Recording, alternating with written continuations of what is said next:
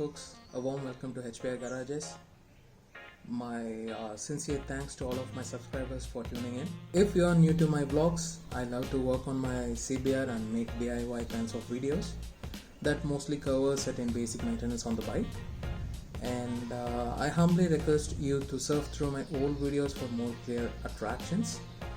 And if you like what you see here, please consider subscribing to my channel for more of this. Now let's get this video started. By the anticipation given by the title, guys, we are obviously going to see how to drain out the coolant and take the radiator off of the bike. A fair warning though, this ain't a pokayake type of job, but not a tough one either. So don't be worried out too much. And you might be wondering, why the heck do we need to do this? Well, this is a base operation for performing a detailed services on the engine specially. So with this we can accomplish a spark plug replacement, engine oil screen filter replacement or cleaning, and clutch replacement and so on, new press kind of things. So these are the tools we need to do this job. One 10mm and 8mm spanner, one plier and Phillips head screwdriver. This plier and screwdriver is mainly used to remove the clamps used in the tubes. And to remove the bolts, we're going to use the spanners, that's all. So we can find the water pump on the right side of the engine, guys, because the pump itself is meshed with the clutch housing inside. So the pump casing, which is this one, is secured by these 3 bolts right here, and the bottom one is the drain plug, which is represented by this arrow right here. So before unbolting it, get a drain pan underneath the engine.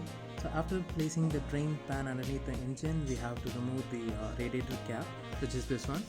You can find this on the top of the radiator. So you have to unscrew this. So after you remove the radiator cap, you have to unbolt the drain plug using the 8mm spanner, and get ready to catch all the coolant that comes out of it.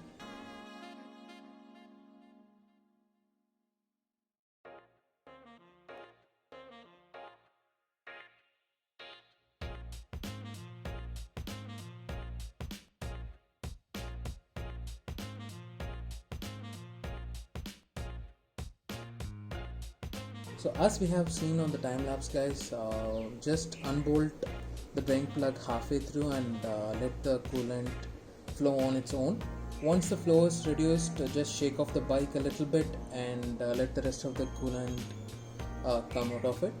And once you drained out completely, please dilute the coolant before throwing it out, because it's really harmful for the plants and the soil. Keep that in mind, it's my humble request. Now we'll move on to the radiator removal. The radiator is secured using only 2 10mm bolts, guys. One on the left side of the frame right here, and the second bolt is hiding underneath the radiator, guys, which is this one. You can locate it by referencing the silencer. So you have to remove this bolt to take off the radiator.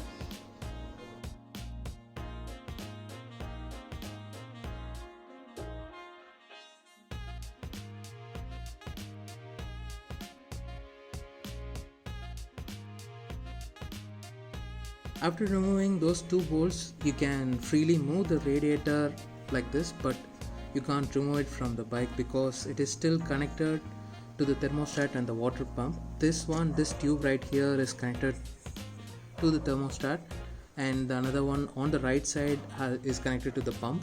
So you have to remove or just loosen up this clamp and disconnect the tube, and then you can move on to removing the radiator.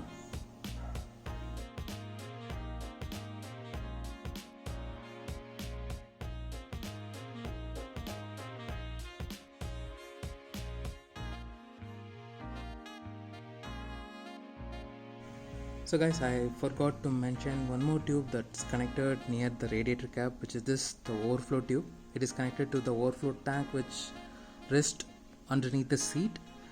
So after disconnecting all those 3 tubes seen on the time lapse, the radiator will be hanging using only one pin, and the radiator fan is still connected to the electrical system. So what you have to do is I have to remove this bolt, center bolt on the fuel tank.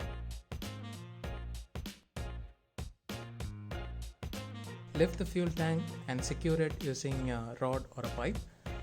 Now we have to remove the electrical connection, the connector from the radiator fan. So to find the pin, you just have to wiggle the radiator and you can find the pin like this. You can see this pin is moving as I move the radiator here. So this is the pin that connects the radiator fan. Just press on top of the connector like this and then pull it up. That's it. So now we have disconnected all the electrical system and tubings, that is plumbing, to the radiator. Now all you have to do is just slide out the radiator slowly like this.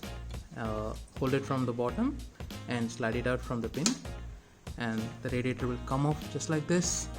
Remove this dust cover and just take off the connector.